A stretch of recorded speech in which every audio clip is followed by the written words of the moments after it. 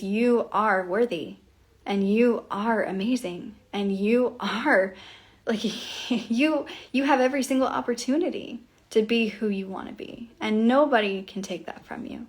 And you have to make the decision to commit to yourself and say yes. And if you don't say yes to you, who else is going to say yes to you? You know? Just things to think about, right?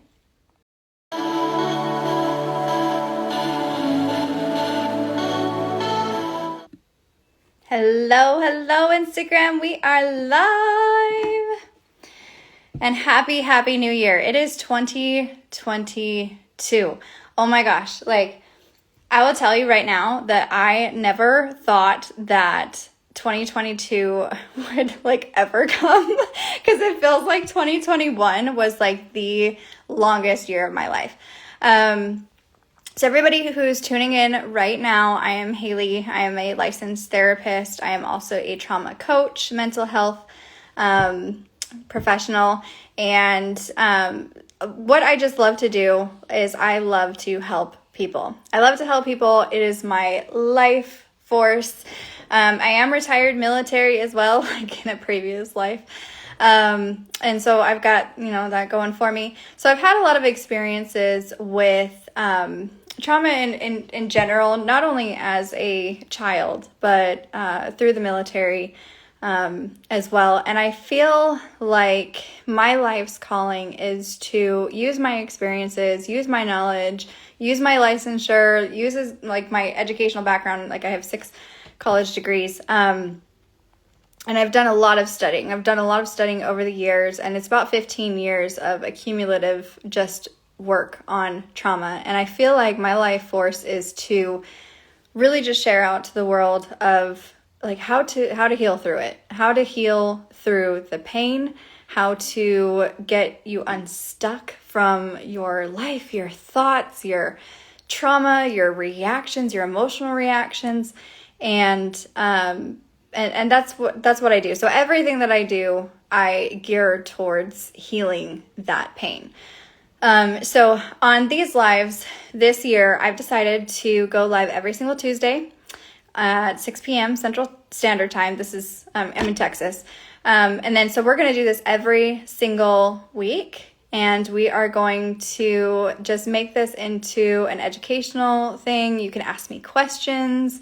Where else can you like ask a therapist some questions for free, right? So, but you can ask me questions. We can go into certain topics. And so this particular live, I want to, because it's the first of the year, I want to ask y'all a very specific question. And that question is, if you had to describe all of your goals for this one year into one word, what would it be? So type it down in the comments. If you could do just one word, what would it be? One word to describe your goals for the year. I know that for me, like this year is all about confidence in everything that you do. So financial confidence, there's, personal relationships, fitness is a huge one for me. I know that, this is all I really dress in. I love fitness stuff because I'm always at the gym, but it's my mental health escape. And so if there is one thing that you can focus on this year, what would it be all encompassing?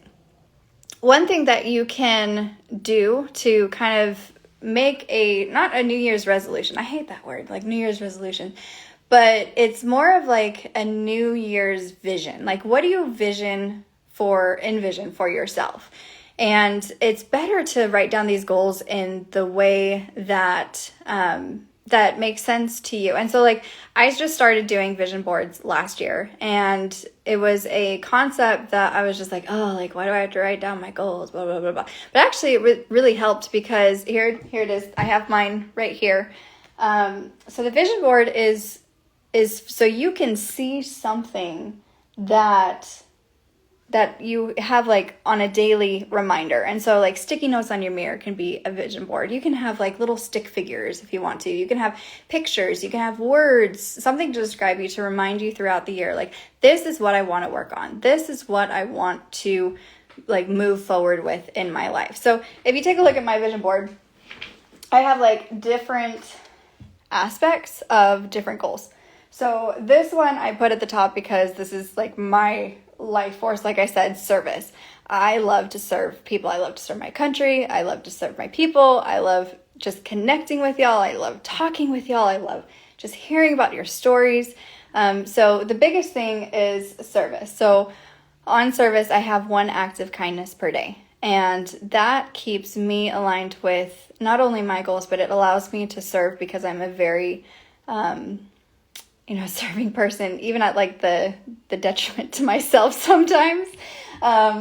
So with service, like I do have like short-term goals and intermediate goals and then long-term goals. So long-term goals, my goal is to create a center for domestic violence survivors. And I use the word survivor and because you're not victims.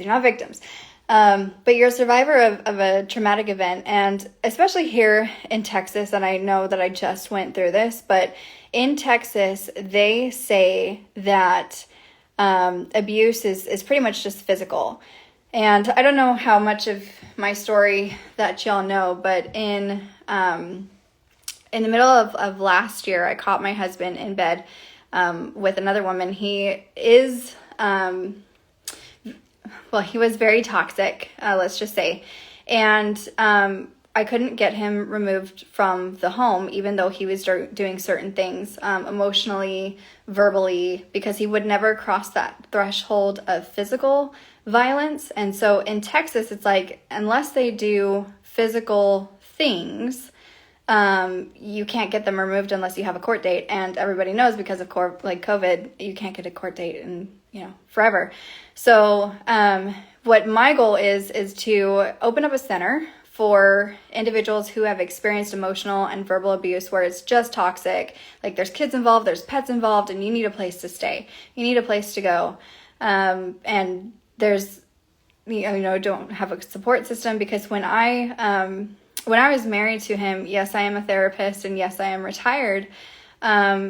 I gave up everything. I gave up my 6-figure business. I gave up a lot of my private practice. For a year, I did private practice for free because that was my way of giving back to the community. I really wanted to make therapy either free or at a low cost for people who really needed it. And so I was really just focusing on being a stay-at-home mom. I was focusing on my kids. I have 3 kids. I have a 12-year-old, a 7-year-old, and a 5-year-old. And my 12-year-old has autism. And my biggest thing with that is like I immersed myself into this relationship and taking care of him and taking care of my home and taking care of my kids that I wasn't really focused on making money because he made a lot of money. And so I was left with really virtually nothing. Oh my gosh, like there's just so much to this story. Like, what do I tell? But he was the breadwinner. He took over all of the utilities. I never had the passwords to anything. And so I think that was like a big, huge red flag for me is that I gave up so much of my control. And when it was time to leave, I was like, oh my gosh, like I have nothing. I have like no resources. So I moved with my kids, and because they're not his kids, thank goodness.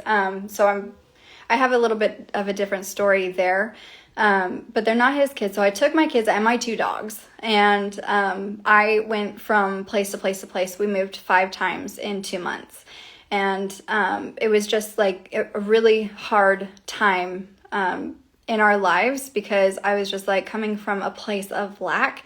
And I was just like, I don't have anything. I don't, have any family down here. We just moved down here. I have no one.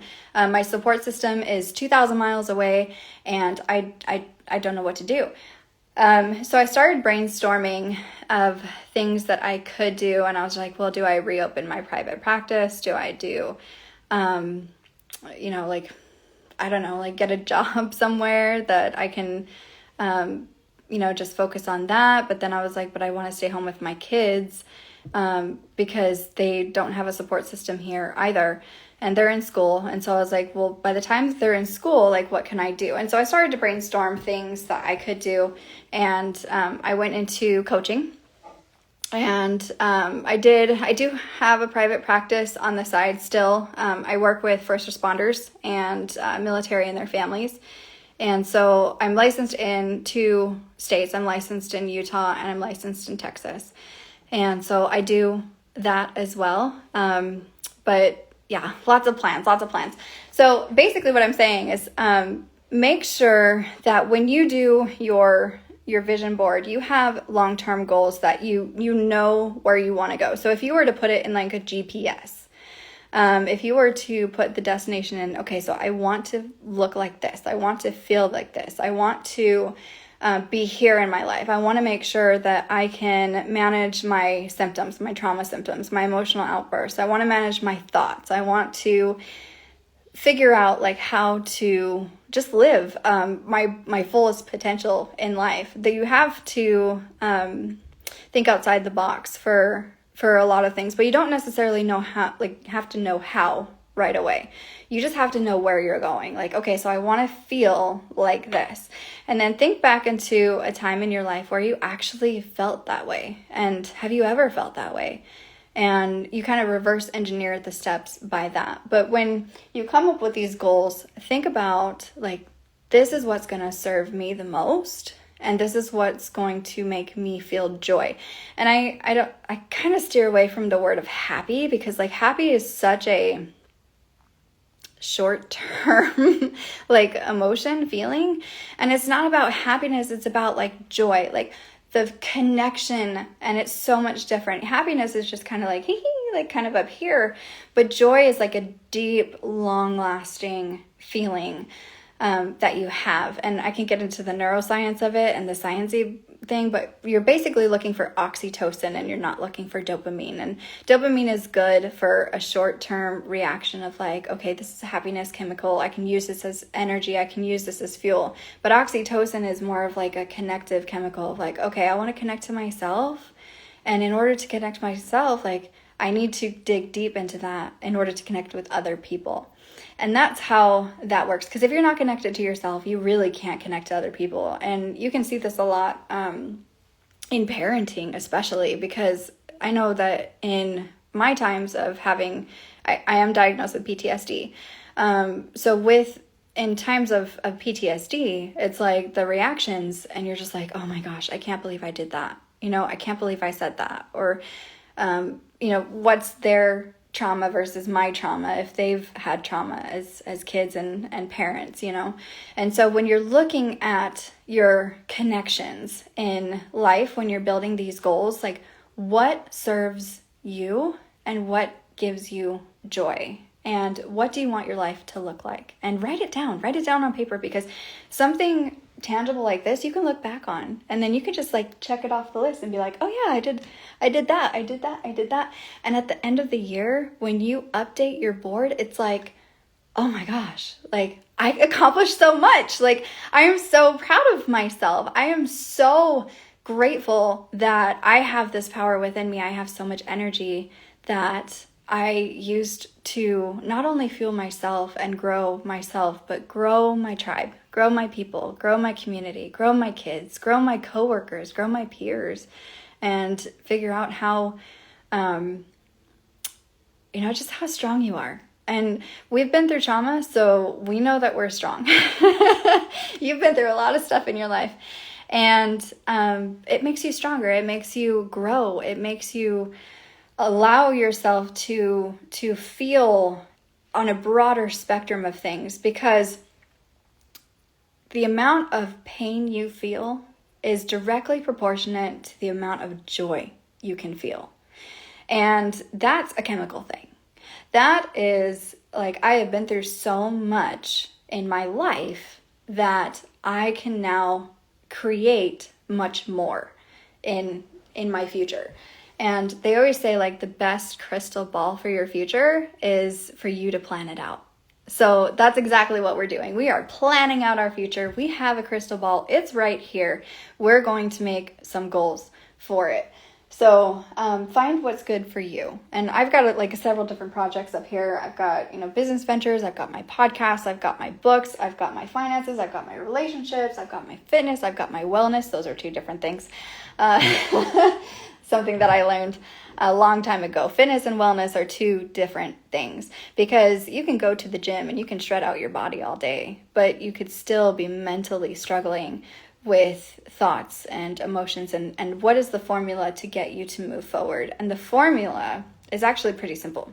And this is what I teach in my coaching. And this is what I'm going to teach actually tomorrow at the masterclass at 1 p.m. CST. If you haven't signed up for that, go ahead and sign up for it, because this is what we're going to be talking about, is that we have a formula to get through trauma. And the formula is super simple. Super simple. The problem or the struggle that we run into is consistency and the energy in order to move forward past it.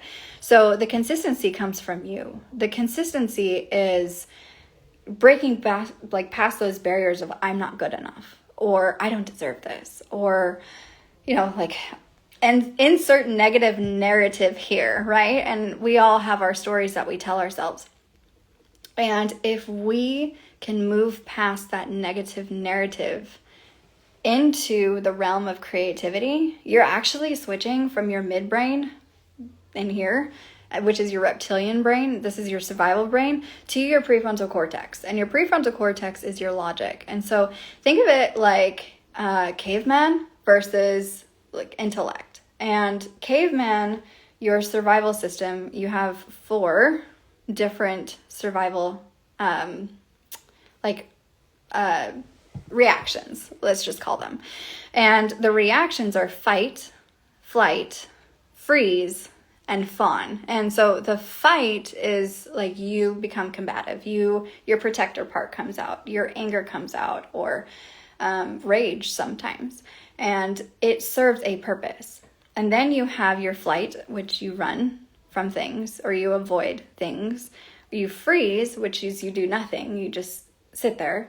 Or you fawn, you try and manipulate your way through, you try and find an escape route. You have those 4 reactions, and how you use them, because they're instinctual, they're your midbrain, largely depends on the level amount of trauma that you've had and the intensity of the trauma that you've had. So if you had a lot of trauma, your reactions are going to be very intense.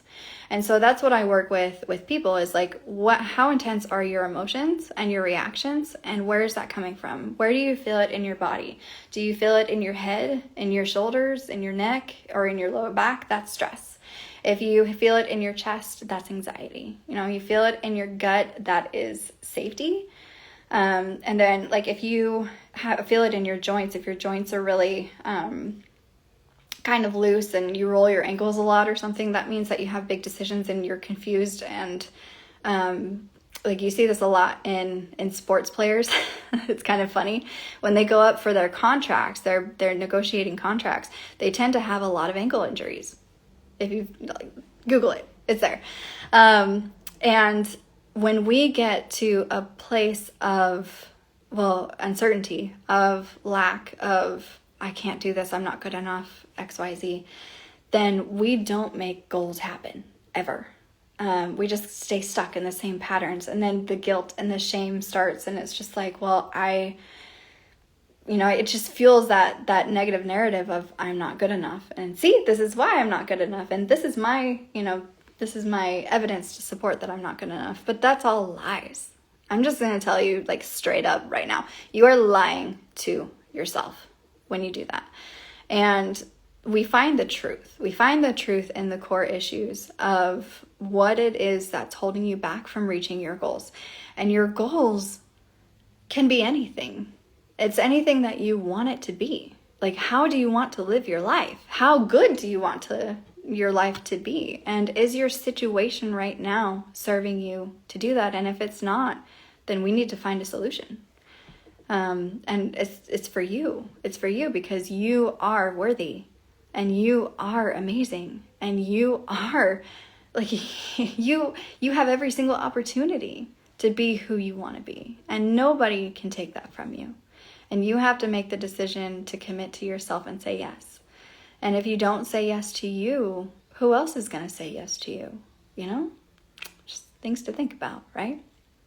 So when you think about your goals, like think about your buy-in for that. Like what is in it for you in order to, create these goals and to put forth a lot of energy towards these goals. And that's something that I think my clients struggle with a lot is energy. Like, where do I get the energy to? I'm a mom of I'm a single mom of 3 kids, and I run 3 businesses, and like I do X, Y, and Z, and blah, blah, blah. Where do I get the energy? Well, here's the answer. And I know, like when I would see my doctor, in prior years, like they'd be like, well, how's your diet? And how are your blah, blah, blah? And I'd be like, screw you. Like, I don't want to, I don't want to go on a diet. I don't want to, blah. But what you put into your body, healthy living wise, like it is so unbelievably important. So how are you sleeping? How are you eating? How are you pooping? Are you drinking water? Like these are all things that go into your mood, because the way that your body works, and we're all humans, we all have the same systems. So I can say this about you, is that we have a gut biome in our stomach. And if our gut biome is not healthy, our mind is not healthy. So if you have brain fog, anxiety, depression, emotional reactions, mood fluctuations, sleep issues, like we need to focus on healthy living. And it's an all-encompassing thing. It's not just, well, you go to trauma therapy and you talk out some problems and then you're done. No. Like the work that I do specifically is very intense, but people see transformations within 3 sessions, like life-changing, because we focus on everything about your routines. We focusing things on your health, on what you're doing and how you're thinking and your thoughts, and how thoughts come actions and reactions. And then how are you feeling after you make those reactions, right? Are you feeling guilt? Are you feeling shamed? Are you feeling aligned with what you're doing? And we take that and we mold it into a plan, like to get you functioning and at your greatest level of functioning that you can. And so the way that these goals work for you is that it takes 90 days.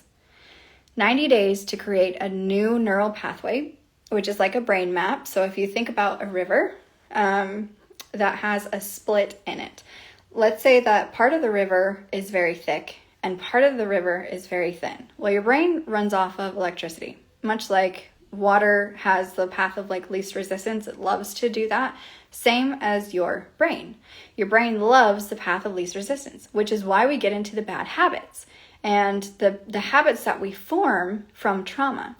So if something happens to you that's traumatic, then your brain scrambles those neural networks that it has, the neural pathways, and it has to find different neural pathways. And so you develop based on your instinct, you develop a pattern of behavior.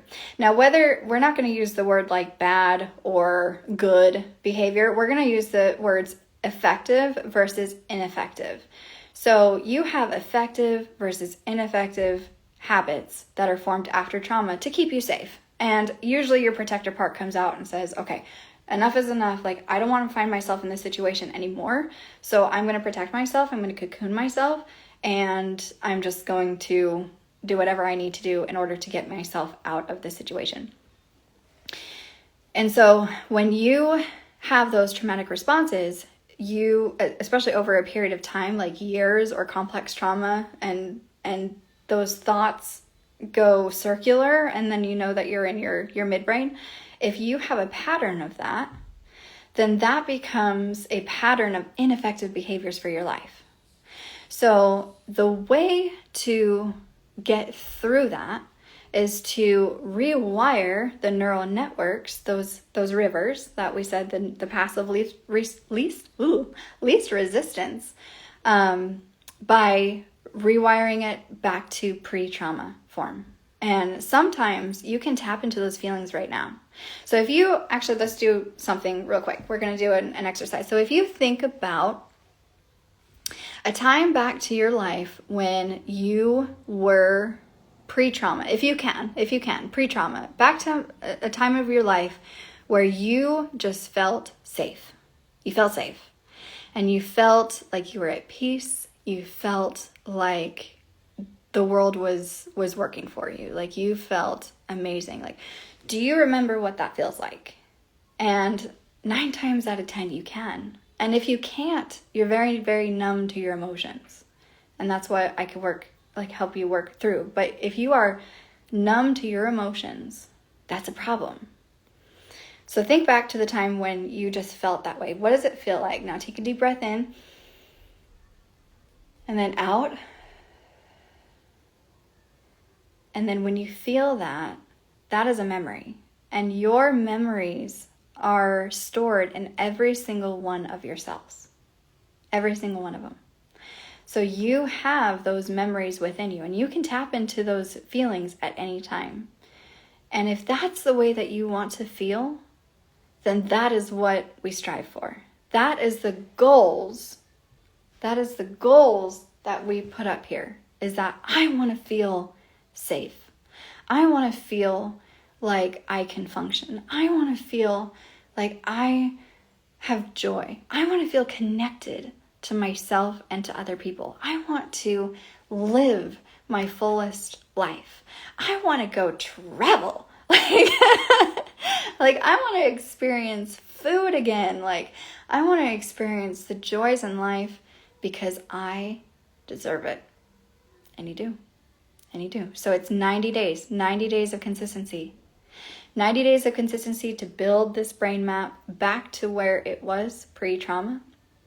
And of course, it's not going to be just like any scar, right? Any wound. Like, so if you take a wound and someone cuts you and it gets infected and it festers and it bleeds and it's just all over the place, right? Gross. I know. Gross. With trauma, if it's not healed correctly, just like we put antibiotics in it and stitch it up and then it'll be okay. Like if it's not healed, it rots, it festers and rots forever until it gets cleaned up. And when you clean it up, you have to clean out the wound and you stitch it up, and there'll always be a scar there, regardless of when it gets healed like right away, or if it gets healed later, there's always going to be a scar there. But you're not going to be festering and rotting anymore. It's not going to be infected. You are going to manage the symptoms and you're going to move past it. Misty on TV, hey, you said, or the trauma started very early. Yes. Trauma actually can start while you're in your mother's womb. And if you want to go deeper, trauma can actually start generations before you. Remember when I said that your memories have cells? Then there's a whole field for this, right? Your memories have your cells have the memories, Your cells have the memories, and then your trauma from your previous generations can transfer to you through your DNA. Because traumatic events change your neural pathways, but they also change your DNA. And that DNA code can transfer from mother to child, mother to child, mother to child. So you're not actually dealing with just your trauma. You're dealing with generations of trauma. Now, the good news is that you can rewire it all. Behavior is learned, and anything that is learned can be unlearned. And that is something that I teach. And it's interesting to see, like, for the symptoms that come from trauma, like the sicknesses, like fibromyalgia, IBS, headaches, migraines, like gas, bloating, like 75%, I think it was like 75% to 80% of physical illness is mental. And it's based off of how you respond to things. And so if you look at your patterns and you break it down and be like, oh yeah, I do this, when I, feel triggered by this and unworthiness, I tend to restrict food eating. And if I restrict food eating, then it messes up my gut biome. If it messes up my gut biome, then it messes up my brain, and I have brain fog and blah, blah, blah, blah, blah, and go down that list. And so a lot of the medical issues that you have are actually mental. And a lot of trauma survivors have these physical issues. But that's like, I'm going down a rabbit hole. So yeah, 90 days to create a new neural pathway. You can dedicate 90 days to change, and it changes right away. The neural pathway forms right away. As soon as you do something different, it starts to form. But 90 days to solidify that map of, okay, like I'm not going to use the path of least resistance, and that's why change is hard. People ask me, why can't I stick to a New Year's like resolution? Why is it so hard for me to get past that initial like energy phase? And the answer to that is because it takes 90 days. And a lot of people don't commit to 90 days. And on top of that, it takes 144 days for neuroplasticity. And neuroplasticity is basically the ability of the brain to form and recognize synaptic connections. So if your brain, the little messages, it looks like this, the little messages go back and forth in between here. So 144 days to form and reorganize those synaptic connections, to make it stronger, to make it really stick. And so if you start to do something consistently and you build it into your routine that you have already, and hopefully you have a routine. If you don't have a routine, get a routine. Yes, routines are good. You build it into your routine, and then it starts to become a habit, and it now becomes the new norm. You start to get safe with it. You start to get comfortable with it, and your brain starts to register as, oh, like I like this. This is normal for me. This is safe for me, which is why sometimes we get stuck in these ineffective patterns of maladaptive behaviors, because the maladaptive behaviors feel safe to us. Like for me, abusive relationships had felt safe to me up until the point where I realized that it doesn't serve me. I tend to love without boundaries because of a childhood wound that I had when I was younger. And we develop those narratives in our mind of like, oh, like this is how I should be. And so there's 2 words that you really need to focus, well, 3, but need to focus on when you start doing stuff like this. And one of them is should. Okay, I'm going to say this and y'all are going to hate me for it, but I don't care. Stop shoulding on yourself, okay? Stop shoulding on yourself. Do not use the word should. Take it out of your vocabulary. It is the worst word in the English language because should creates an expectation. And if that expectation is vague or not specific, we automatically fail, right? That's a failure. If we don't reach expectations, it's a failure. And we learned that in school. Thanks, school. So if you don't get an A, you're not good enough, right? You get a B and, well, that's good, but it's not an A, right? And so we have to break that level of thinking and break those patterns and that negative thoughts. And that's actually what we're going to be learning about in the masterclass tomorrow at 1 p.m. DM me if you want your spot with that. But we're going to be learning to really just reorganize that, because when you use the word should, it sets an expectation, and those expectations are vague. Like, I should be a good person. Great. Define good. And whose expectation is that? And what do you mean good? Good enough? Good enough for who? Good enough for you? Good enough for them? Good enough for your mom? Good enough for your dad? Good enough for your peers, your spouse, your kids? What does that mean? And the more specific that you go down to it, the more you realize that the expectations that you set for yourself, a lot of them are unrealistic. You set the bar to the point where you have to move the goalpost each time. So it's not very defined for that. And then the second thing that you need to look at is the I ams. I ams. And if anything negative comes after that, really take a look at that. Look at the evidence of your life to really support that. I'm not good enough. For what? Good enough for what? I'm never going to be an NBA player when I'm a female. Two, I'm 5'2", and so that doesn't do anything for my lack of basketball skills. Even if I had basketball skills, right? I'll never be good enough for the NBA. Okay, that's a little bit more specific, right? But does that mean good enough, or does that mean just not capable per certain standards? And so you're very capable for certain standards, and you have to find those certain standards that work for you. And so that's what we're going to be. That's a little teaser into tomorrow's masterclass. So MSD on TV said 90 days is nothing compared to decades we have allowed the damage to remain unhealed. Fucking agreed. Agreed.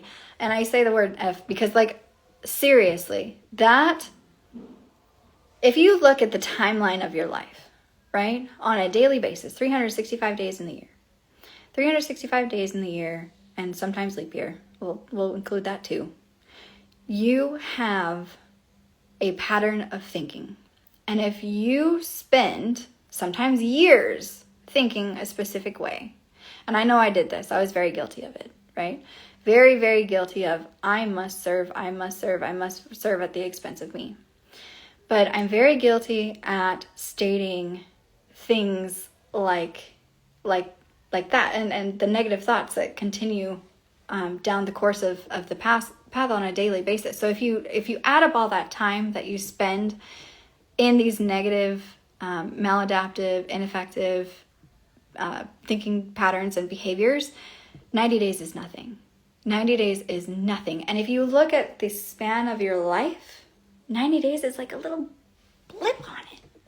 So it really just takes the commitment of getting past that barrier of, I'm not good enough and I don't deserve this. No. No. You are unique. You have a specific DNA code that no one else has ever had in the history of freaking mankind. If you look at 7 billion people in the world right now, historically, hundreds of billions of people, and you, yes, you are the only one with your DNA code, period. If you were an identical twin, which is the only exception to that rule, right? Any DNA that you share, you still have separate fingerprints. So that makes you unique. Out of every single person that has ever walked this earth from the beginning of time, people, beginning of time, you are special. You are unique. And that makes you amazing, period. That doesn't mean that you're below anybody. You are not above anybody. You're just you. You're unique, and you have the potential to unlock so much. And it's up to you to decide what you want to do with the gifts that you have. And trauma is a gift. It is. And it seems like a curse. And it seems like, oh my gosh, like I have done, all of this has happened to me. And yes, it happened to you, but it happened to you because you needed a gift. Because there is something that you need to figure out and to finish and to go out and do using this gift. And whatever that is to you, that is like 100% you. And that is 100% unique to you. And this is what I work with my clients on, is finding out what is unique to you, what serves you, and what is your purpose? What is your superpower? And how are you going to use it? And what are you going to do in this life? How are you going to build out your life? Like, what kind of life do you want to live? And write it down. Here it is, right here. List it out. So if you don't do a vision board, if you don't see, specific goals in your future, I really want you to take a look at what you want to do. And think about things that you want to accomplish just in this year. Like, start small. You don't have to, think back like, well, in 20 years, I want to do, like, if my older version of myself were like 80 years old and I look back on my life, what do I want to, like, sometimes that's too much.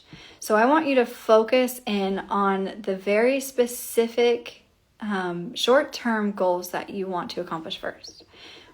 What do you want to feel like? What does your day consist of? And what do you want to feel like? And if you want to feel joy, if you want to feel energized, if you want to feel empowered and come from a place of abundance, then we can work on that. And we can work on devising those goals for you, so that way you can strive to live your best life. And I think it's important to never underestimate the power of you. Never underestimate the power of you. You have so much power because of what you've been through. You have so much energy inside of you that is just waiting to come out in the most beautiful of ways. And it's all about you cultivating your habits and change them like through time into a consistent pattern of behavior that works for you, that's effective. And like we're not human doings.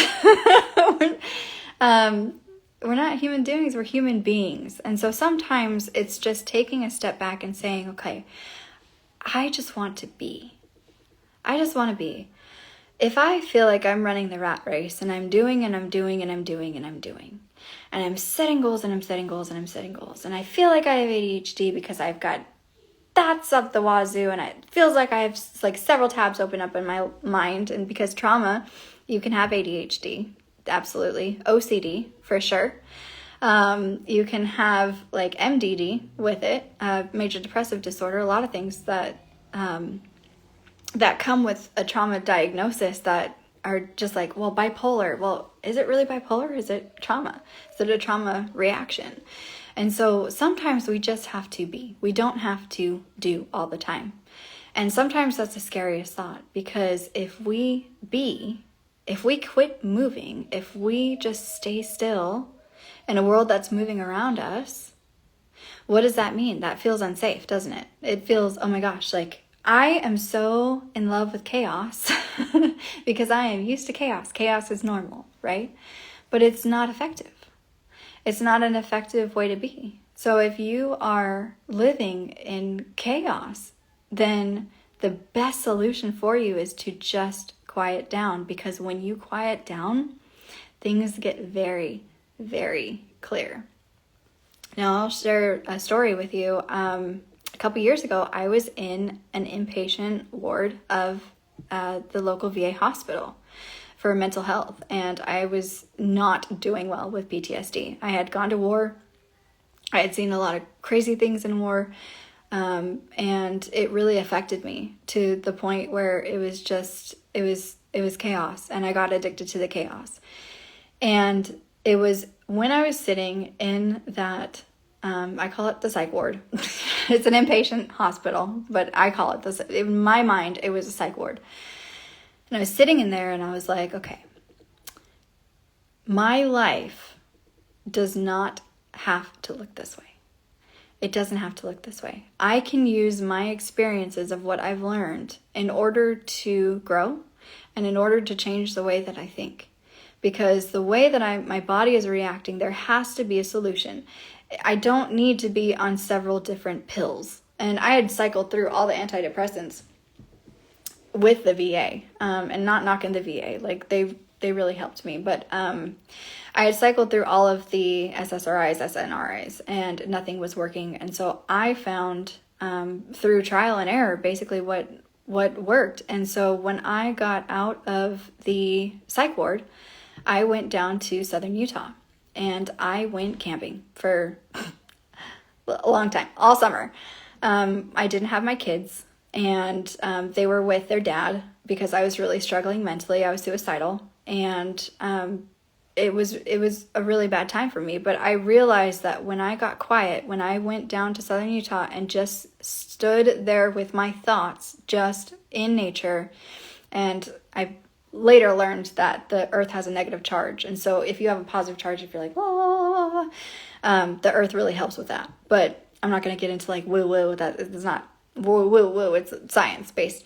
But when I got quiet, that's when I started to learn a lot about myself and what I needed and what was holding me back from feeling that way. And my thing was I felt unsafe.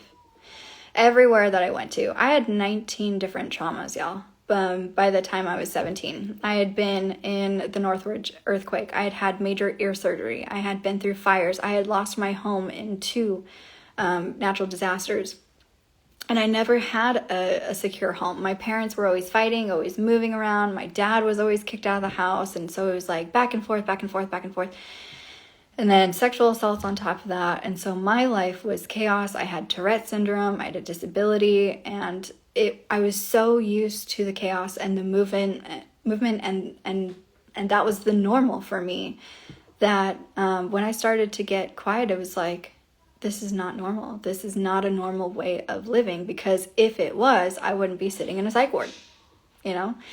And so a lot of things that I figured out is, trauma healing is a formula. It's a formula, and it's very simple. And like I said in the very beginning, like, it's very simple. It's just the consistency of trying to build those healthy habits, those effective behaviors that change the way that you react to things, and change your thoughts to change your emotions, to change your actions. And a lot of that comes with beliefs as well. And so your belief, if it's I'm not good enough, you're going to be stuck in a pattern of I'm not good enough. So I hope that helps you today. So if you have goals, write them down. And I don't care if it's like in a journal, I don't care if it's stick figures, like, you should see my artwork. It's terrible. But you still want to come up with a plan for your goals. And if you need help, I'll be here. And y'all have a wonderful, blessed night. I love you so much, and I will see you later.